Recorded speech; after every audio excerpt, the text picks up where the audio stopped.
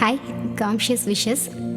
இன்றைக்கி 14th week. இது ஒரு குஷியான வீக்குன்னு கூட சொல்லலாம். முதல்ல 13வது வாரத்திற்கு கனெக்டிவிட்டியை இன்றைக்கி நம்ம பார்க்கலாம். முன்னாடி நீங்கள் பேஷனில் வேலை செஞ்சுருப்பீங்க. உங்களோட விருப்பங்கள் எங்கேயெல்லாம் நீங்கள் பார்க்க முடியுன்றதை தெரிஞ்சிருப்பீங்க.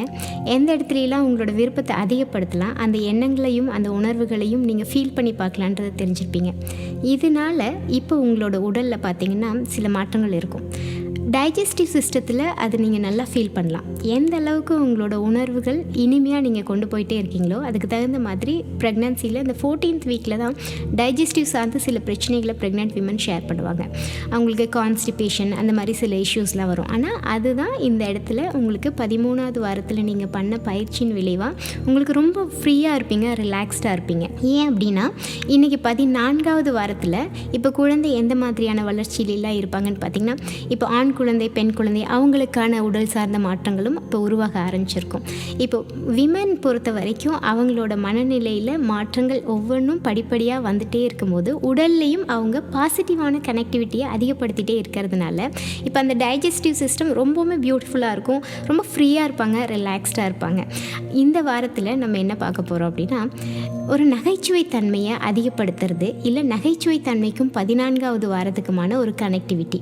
இப்போ 14th வீக்கில் ஜென்ரலாகவே நம்ம ஒரு மாதிரி ஸ்ட்ராங்காக ஒரு சின்ன ஒரு மூட் ஸ்விங்ஸ் இல்லைன்னா ஏதாவது ஒரு விஷயத்தை திரும்ப திரும்ப நம்ம கவலை சார்ந்து உருவாக்கிட்டோம்னா நம்மளுக்கு இந்த பிரச்சனைகள் வரலாம். முன்னாடி நான் உங்களுக்கு ஒரு கேஸ் ஷேர் பண்ணிடுறேன்.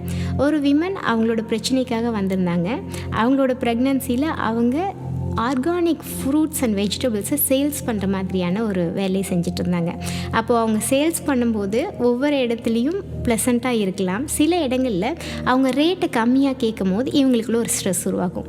இந்த ஃப்ரூட் வந்து ஒரு 100 rupees சொன்னாங்க அப்படின்னா நீங்கள் ஏன் 70 rupees கொடுக்கக்கூடாதுன்னு அவங்க கேட்டால் இவங்க என்ன சொல்கிறாங்கன்னா, இவ்வளோ தானே நம்மளோட இன்ட்ரெஸ்ட்டு, லாபமே அந்த இடத்துல இவ்வளோ தான் இருக்கும், ஆனாலும் அவங்க இந்த மாதிரி கேட்கும் போது ரொம்ப ஸ்ட்ரெஸ் ஆயிடுது அப்படின்னு சொன்னாங்க.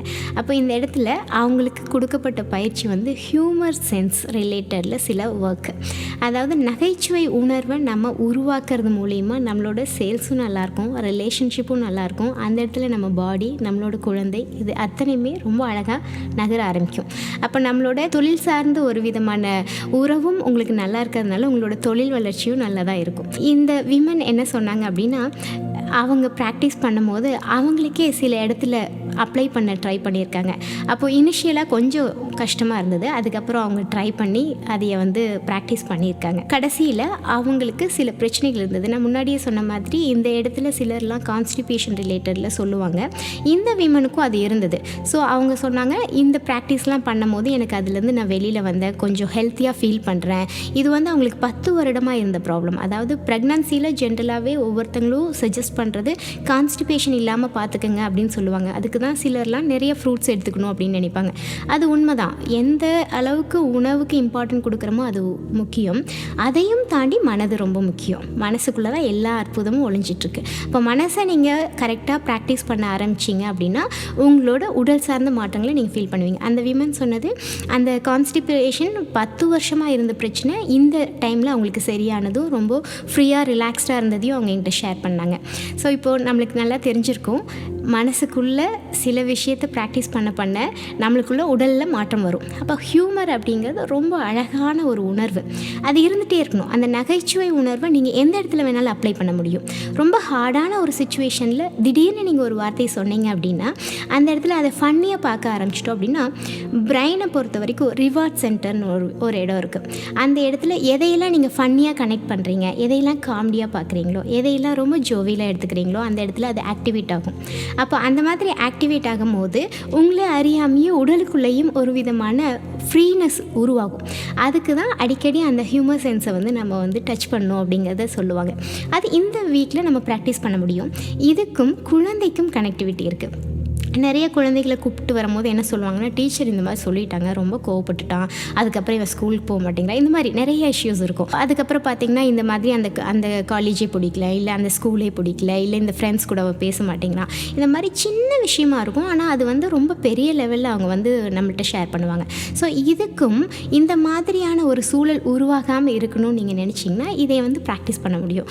அந்த நகைச்சுவை உணர்வை நீங்கள் உங்களுக்குள்ளே ப்ராக்டிஸ் பண்ணும்போது பேபிக்குள்ளே அது உருவாகும். பேபிக்கு எதுவுமே ஈஸியாக இருக்கும். ஒரு சுற்றியும் ஃப்ரெண்ட்ஸ் உட்காந்து என்ன பேசிகிட்டு இருந்தாலும் அது வந்து அவங்களுக்கு ரொம்ப சிம்பிளாக அவங்க எடுத்துக்குவாங்க. பேபியோட கேஸ் ஸ்டடியை இப்போ நான் ஷேர் பண்ணுறேன். ஒரு மதர் அவங்களோட பேபி வந்து பார்த்திங்கன்னா இந்த மாதிரி ப்ராக்டிஸ்லாம் அவங்க எடுத்திருந்ததுனால ப்ரெக்னன்சியில் அந்த குழந்தை ஸ்கூலுக்கு போகும்போது அவங்களோட ஃப்ரெண்ட்ஸ் கூட பேசிகிட்டு இருக்கும்போது எல்லா ஃப்ரெண்ட்ஸும் இவரை பேரை வந்து கிண்டல் பண்ணதாக அவங்க பார்த்துருக்காங்க அம்மா. ஆனால் அவர் வந்து ரொம்ப ஜாலியாக ஜோவிலாக திரும்ப வேறு ஏதாவது சொல்லிவிட்டு அதுலேருந்து அவர் வெளியில் வந்துடுறதை எங்கிட்ட ஷேர் பண்ணிட்டு இருந்தாங்க. ஏன்னா இதே மாதிரி ஒரு இன்சிடென்ட்டு வேறு ஒரு குழந்தைக்கு நடக்கும்போது அந்த குழந்தை எவ்வளோ கஷ்டப்பட்டாங்க, அதை ரொம்ப சென்சிட்டிவாக எடுத்துகிட்டு அவங்க அம்மாட்ட ஷேர் பண்ணதை அவங்க பார்த்துருக்காங்க. அதை வந்து எங்கிட்ட சொன்னாங்க. ஸோ இந்த மாதிரி நம்மளோட நகைச்சுவை உணர்வு அப்படிங்கிறது இந்த 14வது வாரத்தில் நம்ம ப்ராக்டிஸ் பண்ண முடியும். இதனால் குழந்தை வந்து வளரும்போது அவங்களுக்கான அந்த நகைச்சுவை உணர்வோடு அவங்க வளரும்போது எந்த இடத்துலையுமே வந்து ஈஸியாக போவாங்க. ரொம்ப சிம்பிளாக இருக்கும். லைஃப்பில் எங்கேயுமே வந்து ஜாலியான மூமெண்ட்ஸ் மட்டும்தான் அதிகமாக இருக்கிற மாதிரியான ப்ராக்டிஸ் அவங்களே உருவாக்கிக்குவாங்க. இப்போது நகைச்சுவை உணர்வோட இம்பார்ட்டன்ஸ் என்ன அப்படிங்கிறது பார்க்கலாம். டாக்டர் பெல்லிசா அப்படிங்கிறவர் ஒரு புக் எழுதியிருக்காரு. அதில் என்ன சொல்கிறாங்க அப்படின்னா, இப்போ ஜென்ரலாகவே டோபமைன் அப்படிங்கிறது ஒரு பாசிட்டிவ் ஹார்மோன். அதை வந்து நம்ம தூண்டி விடுறதுக்காக சில நேரம் சில மருந்துகள் கொடுப்பாங்க. அப்போ அவர் என்ன சொல்கிறாருன்னா, சில மருந்துகள் டோபமைனை தூண்டி விடலாம், ஆனால் பிரைன் டேமேஜை ஏற்படுத்தும். அதே லாஃப்டரும் ஹியூமரும் பார்த்திங்கன்னா உங்களோட டோபமைனை தூண்டி விடும், பிரைனை வந்து இன்னும் ஸ்ட்ரென்தன் தான் பண்ணும். ஸோ அந்த இடத்துல வந்து நம்ம தெரிஞ்சுக்க வேண்டியது ஹியூமர் அப்படிங்கிறது மட்டும்தான் நம்மளோட டோபமைன் அளவை தூண்டி விடும். இது ஒரு பாசிட்டிவ் ஹார்மோன். அப்போ இந்த ப்ரெக்னன்சியில் அது இருந்துகிட்டே இருக்கணும். ஒவ்வொரு இடத்துலையும் நம்ம கனெக்ட் பண்ணுறது பாசிட்டிவ் ஹார்மோன்ஸ்னால் வரக்கூடிய உடல் ஆரோக்கியமும் பேபியோட ஹெல்த்தும். அப்போ இந்த இடத்துல அந்த ஹியூமன் சென்ஸுங்கிறத நீங்கள் உருவாக்கி பார்க்குறீங்க, இல்லை ஒவ்வொரு இடத்துலையும் கனெக்ட் பண்ணி பார்க்குறீங்க. வீட்டில் ஏதோ ஒரு சின்ன சண்டை மாதிரி இருக்குது, ஆனால் நீங்களே வந்து உங்கள் மைண்டில் மாற்றி பார்க்குறீங்க. இந்த மாதிரி யோசிச்சா எப்படி இருக்கும், இந்த மாதிரி ஃபீல் பண்ணால் எப்படி இருக்கும். ரொம்ப இறுக்கமான ஒரு மனநிலை வந்து தளர்வாகிறத நீங்கள் ஃபீல் பண்ணுவீங்க. அது ரொம்ப முக்கியம். அப்போ நான் ஃபஸ்ட்டு உங்களுக்கு ஒரு கேஸ் ஸ்டடி சொன்னேன். ஒரு விமன் வந்து அவங்களோட மனசை தளர்வாக்கிறதுக்காக நகைச்சுவை உணர்வை ஃபீல் பண்ணும்போது அவங்களோட அந்த கான்ஸ்டிபேஷன்லேருந்து அவங்க எப்படி வெளியில் வந்தாங்கன்னு. அப்போ இப்போ நல்லா தெரிஞ்சிருக்கலாம், இறுக்கமான உணர்வு தான் இதை உருவாக்கும். ரொம்ப ஃப்ரீயாக இருந்து பாருங்கள், ரிலாக்ஸ்டாக இருந்து பாருங்கள். சின்ன சின்ன இடத்துலையும் நீங்களாக ஒரு சின்ன சின்ன நகைச்சுவை உணர்வை தூண்டி விட்டு நீங்களே சில வார்த்தைகளை மாற்றி யோசித்து பார்க்கும்போது அது மாறும். அந்த இடத்துல ரொம்ப ஃப்ரீயாக இருக்கும், ரிலாக்ஸ்டாக இருப்பீங்க.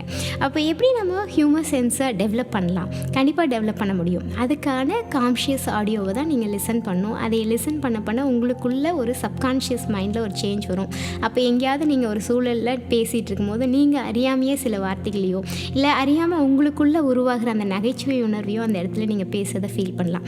இதை நீங்கள் ப்ராக்டிஸில் நீங்கள் உணர முடியும். கண்டிப்பாகவே இதை நீங்கள் ப்ராக்டிஸ் பண்ணுங்கள். காம்ஷியஸ் ஆடியோ 14th வீக்கை கேளுங்க. அந்த காம்ஷியஸ் ஆடியோ லிசன் பண்ணுங்கள், ப்ராக்டிஸ் பண்ணுங்கள். ஒவ்வொரு இடத்துலையும் உங்களோட நகைச்சுவை திறன் அதிகப்படுத்துறதை நீங்களே ஃபீல் பண்ணுவீங்க. அதனால் நடக்கக்கூடிய உடல் சார்ந்த மாற்றங்களை நீங்கள் என்ஜாய் பண்ணலாம். Have a conscious week.